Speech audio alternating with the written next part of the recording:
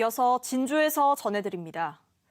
또래에게 엽기적인 방법으로 폭행한 혐의로 기소된 서당 폭력 가해 학생 2명이 법정 구속됐습니다. 다만 재판부는 어린 시절부터 가족과 단절돼 불우한 환경에서 성장한 점을 참작해 이 사건을 소년재판부로 송치했습니다. 김효경 기자입니다. 지난 3월 경남 하동에서 드러난 서당 폭력 사건. 1심 법원은 또래에게 엽기적인 방법으로 폭행한 10대 가해 학생 2명의 혐의를 모두 인정해 법정 구속했습니다.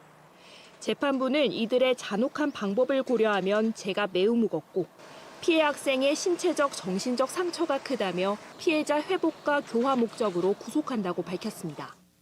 재판부는 다만 이들이 어린 시절부터 가족과 단절돼 불우하게 성장했으며 어린 나이와 형사처벌 전력이 없는 점을 참작해 이 사건을 소년보호재판으로 송치했습니다.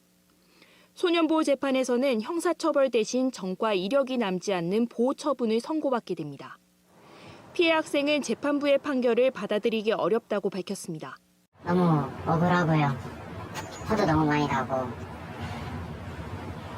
정말 아무리 생각해도 이해가 되지 않는 처벌인 것 같고요. 앞서 검찰은 가해 학생 2명에 대해 각각 장기 7년과 단기 5년, 장기 6년과 단기 5년의 징역형을 구형했습니다.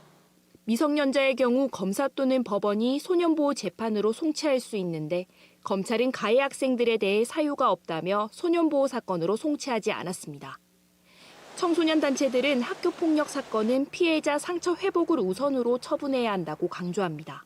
가해자는요, 그러한 사실을 금방 잊어버립니다. 피해자에게는 평생을 씻을 수 없는 그런 어떤 트라우마에 시달린다. 피해자 입장을 보지 않고 가해자 입장을 많이 봐요, 아직까지도. 가해 학생 2명은 1심 선고 공판 최후 변론에서 아무 말도 하지 않았습니다. KBS 뉴스 김효경입니다.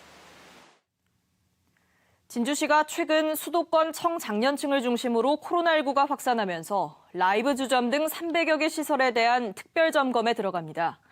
진주시 간부 공무원으로 꾸려진 단속반은 출입 명부 관리와 사적 모임 인원 준수 등 방역 수칙 준수 여부를 점검합니다. 진주에서는 다중이용 시설이 방역 수칙을 한 차례 위반해도 집합 금지 명령이 내려집니다. 정의당 진주시 위원회가 오늘 진주시청에서 기자회견을 열고 강력한 투기 방지책을 중심으로 한 LH 혁신안을 다시 마련하라고 요구했습니다. 이들은 불법 부동산 투기 근절과 지역 균형 발전, 청년 일자리 정책은 서로 충돌할 이유가 없는 가치들이라며 LH개혁이 지역 균형 발전이라는 국민적 합의를 훼손해선 안 된다고 말했습니다.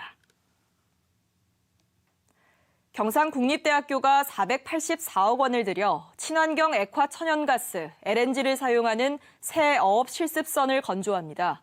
새 어업 실습선은 기존 실습선인 세바다호보다 4배 큰 4,200톤 규모로 110명을 태울 수 있으며 오는 2024년부터 사용될 예정입니다. 지금까지 진주에서 전해드렸습니다.